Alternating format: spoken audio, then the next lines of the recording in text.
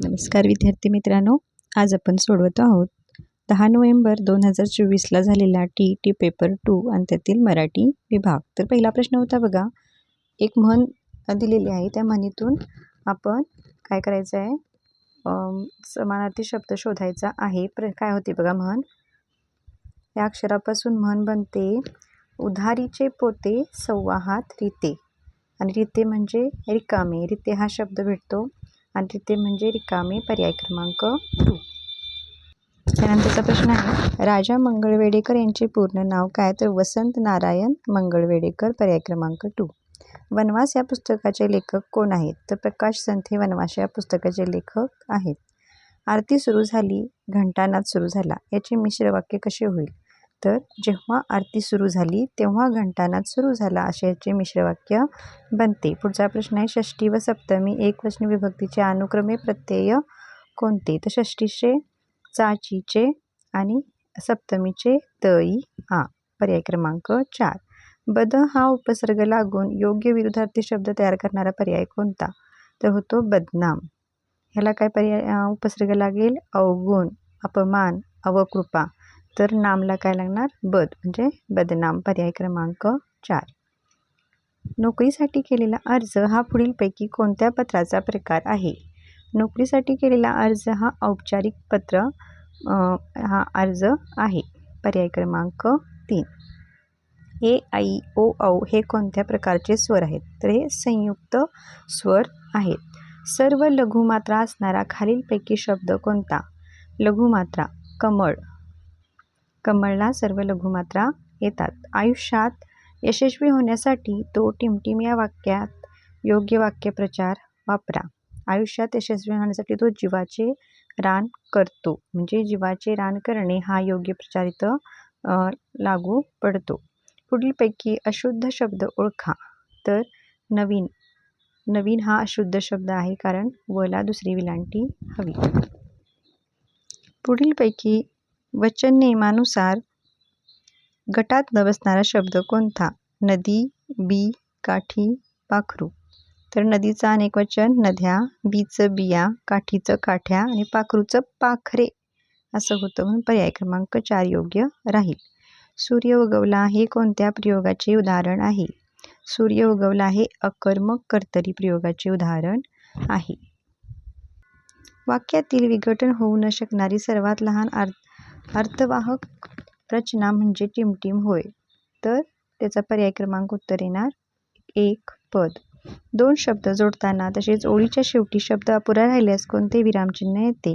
संयोग चिन्ह, पर्याय क्रमांक 2 हे याचं योग्य उत्तर आहे. लहानपण देवला देवा, मुंगी साखरेचा रवा हे कोणत्या अलंकाराचे उदाहरण आहे? तर हे दृष्टांत अलंकाराचे काय आहे? उदाहरण आहे. अद्भुत रसाचा स्थायी भाव कोणता आहे?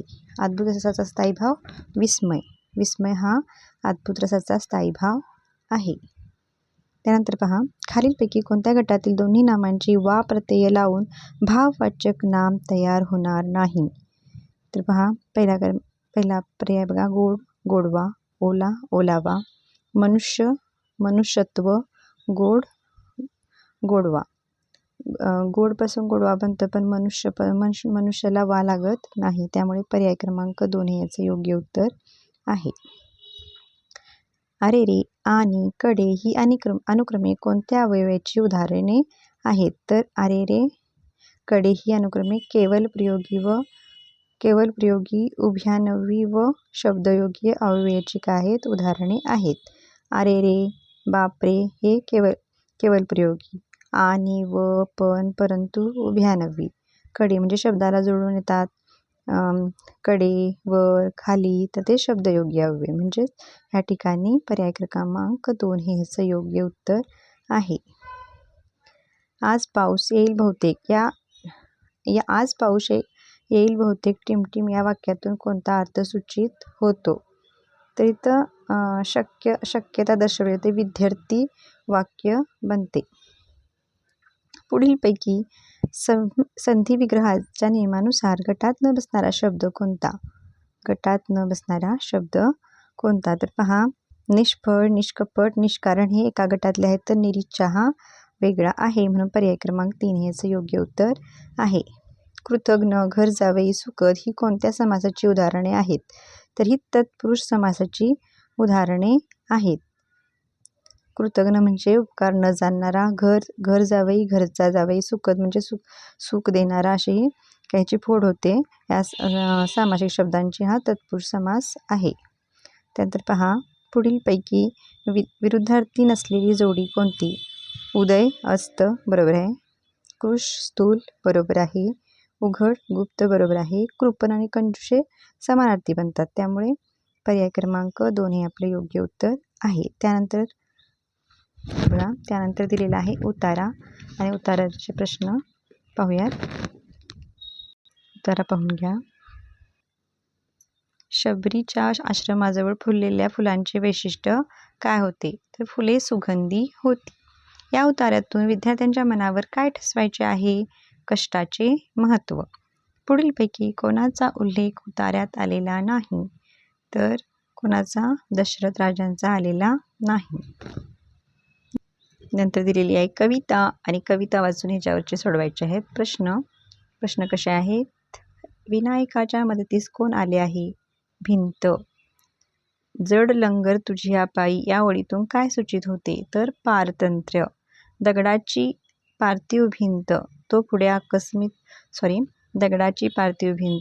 पुढे अकल्पित सरली या ओळीत कोणता अलंकार आला आहे? चेतना गुणोक्ती अलंकार आला आहे. अशा प्रकारे आपण ही 10 नोव्हेंबर 2024ला झालेली टेट पेपर 2 मधील मराठी विभागातील प्रश्न सोडवले आहेत. 1 ते 30 पर्यंतचे. आयोगाची काही प्रश्नांची उत्तरं वेगळी असतील, ते आपल्याला पुढे समजतीलच. तर मी जी उत्तरं काढलेली आहेत त्याच्यातही काही शंका नाही, तरी पण आपण आयोगाची उत्तरे पाहणारच आहोत. आणि याचा सखोल सविस्तर स्पष्टीकरणाचा व्हिडिओ मी लवकरच अपलोड करेन. व्हिडिओ आवडल्यास लाईक, शेअर आणि चॅनलला सबस्क्राईब करा. थँक्यू.